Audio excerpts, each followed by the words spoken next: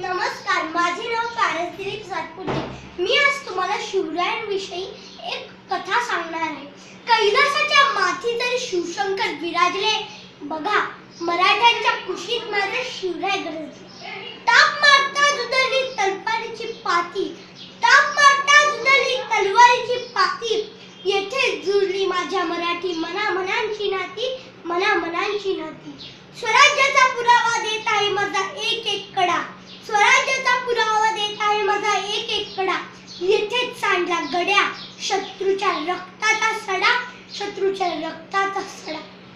अख्ख्या जगाला हेवा वाटेल असा मराठ्यांचा कैवारी, आदिलशहा, निजामशहा, पोर्तुगीज, इंग्रज यांना पाणी बांधून स्वराज्याची अखंड पताका फडकवणाऱ्या शिवाजी महाराजांचा जन्म 19 फेब्रुवारी 1630 म्हणजेच फाल्गुन वद्य तृतीया शके 1551 रोजी जुन्नर जवळील शिवनेरी किल्ल्यावर झाला. शिवनेरी किल्ला व त्यावर असलेले शिवाई देवीचे मंदिर हा सुवर्णयोग साधून त्यांचे नाव शिवाजी ठेवण्यात आले.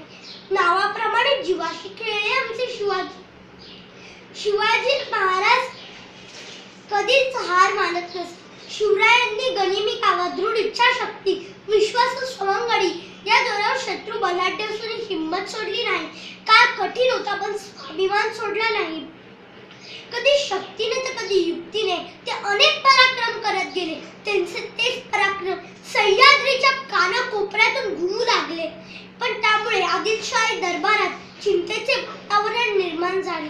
याच वातावरणात अफजल खान यांनी भर दरबारात शिवरायांना ठार किंवा जिवंत दरबारात आणण्याचा विडा उचलला.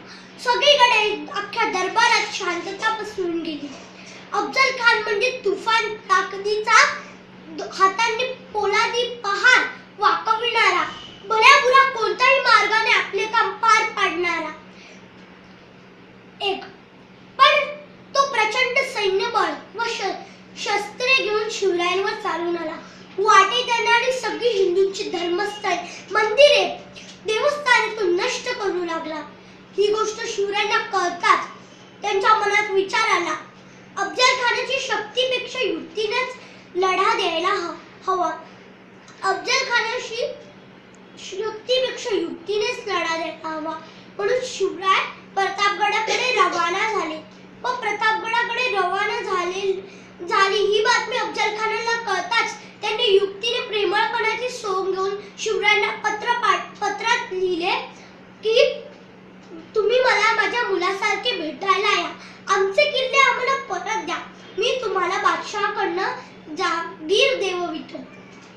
हे ऐकून शिवरायांनी मोठ्या हुशारीने अफजल खानाला पत्रात लिहिले, मला माफ करा, मी अपराधी आहे. मी तुम्हाला तुमचे सगळे किल्ले परत करतो, पण मी त्याचे यायला घाबरत आहे. त्यामुळे तुम्हीच त्याचे या असे. पण हे ऐकून अफजल खान मनोमनी खूप खुश झाला. शिवरायांनी भेटीसाठी एक छान शामियाना तयार केला व असे दिवस गेले व भेटीचा दिवस उजाडला.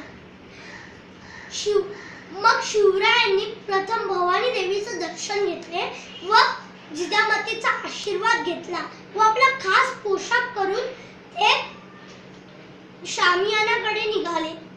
त्यांनी सोबत 10 अंगरक्षक व सेवक आणावे असे त्यांचे ठरले होते.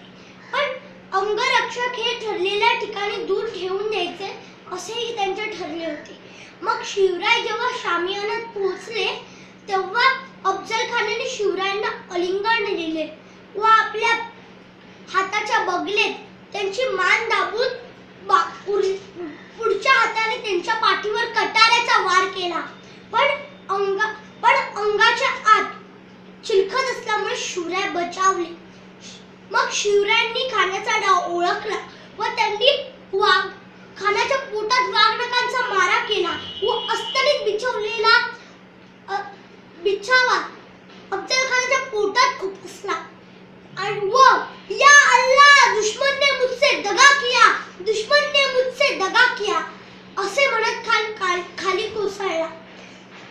अफजल खानाचा वकील कृष्णाजी भास्कर शिवरायांवर वार करणारच, इतक्यात शिवरायांनी त्याच्यावर पट्ट्याचा वार करून त्याला एका घावात ठार केले.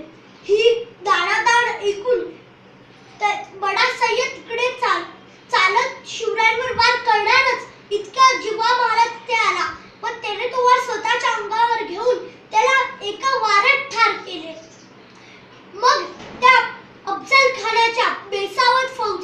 शिवरायांची फौज तुटून पडली. अफजल खानाच्या फौजेची दाण उडवली. पण म्हणतात तलवार तर सर्वांच्या हातात होती, ताकद तर सर्वांच्याच मनगटात होती, पण दृढ इच्छाशक्ती फक्त मराठ्यांच्याच रक्तात होती.